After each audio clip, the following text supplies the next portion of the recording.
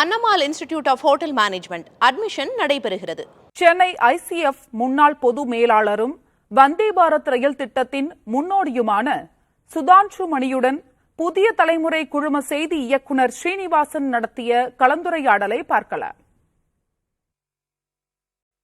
From your experience, can you throw some light on what could be the probable reasons for the accident? Could it be mechanical, equipment failure, human failure? What is the most probable thing here you think could happen in both scenarios, scenario 1 and scenario 2, which you are drawing?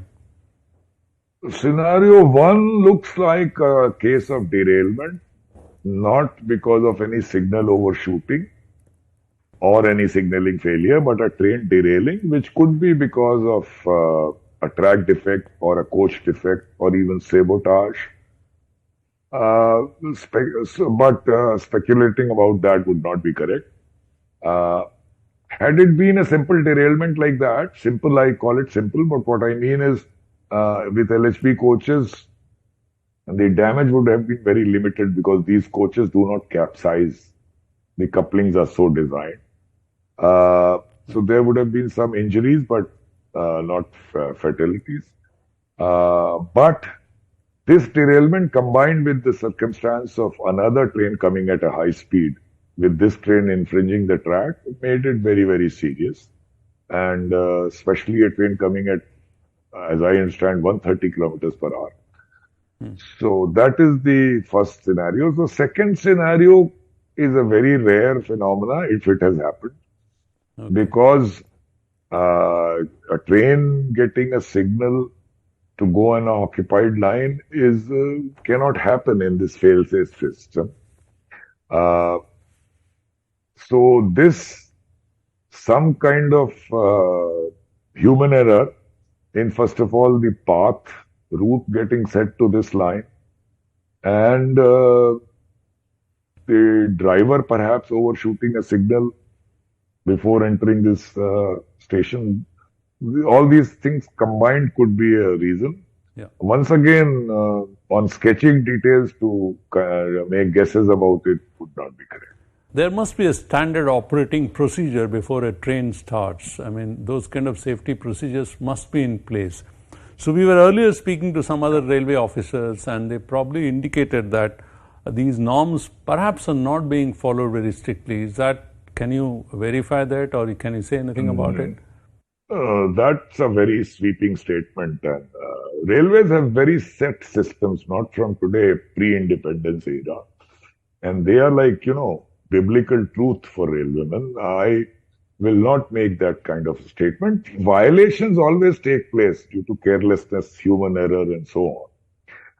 But given the existing system, we're not a very high-speed system. Given our existing system, as you say, protocol, rules and procedures are well set out, and they are followed religiously by the railwaymen. If it was not done, you would have an accident every day. I want to ask is, there have been a lot of talk about high-speed trains, and especially Vande Bharat project, which you which you are involved in initially. Now, is it so much or too much emphasis is being paid to these kind of elite trains at the cost of safety of regular services? Okay, so these things are mutually exclusive. So there is a need for higher-end trains. The need has been met by this train, which we created in ICF in 2018. It has got good patronage. The fares are higher, so railways are earning more revenue. But I'm not gainsaying that there is a need to improve the services for the common man also. But that should be done. There is money available. As you said, CapEx has gone up. Yes, that needs more attention. That need not be at the cost of Vande Bharat trains. Well, Mr. Sudhanshu, the focus will continue to remain for the moment on this accident, and people would still like to know, even if you're saying that, over the years, over the decades, the accident rates have come down and trains are far more safer, but even one accident is enough to, shake the confidence of the people. So, what would be your advice? Are we doing enough to retain confidence of an ordinary passenger? Because nearly 25 million people travel every day on a train in India. Yeah.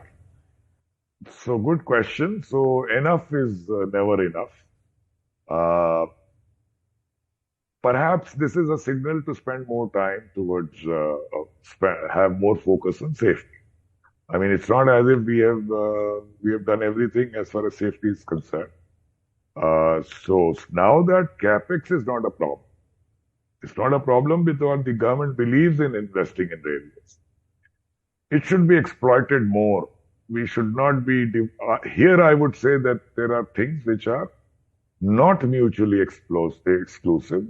There is a focus on airport-like stations and things like that, which to my mind are more hype than necessity. You need only functionally effective stations, hygienic, pleasing, good entry-exit, reduced waiting time, good information system, but they need not be like airports or malls. So that focus should be removed, and more focus on safety would definitely help. It's not as if what we are doing is 100% correct. I think more focus is a need of the hour. Annamal Institute of Hotel Management admission நடைபெறுகிறது.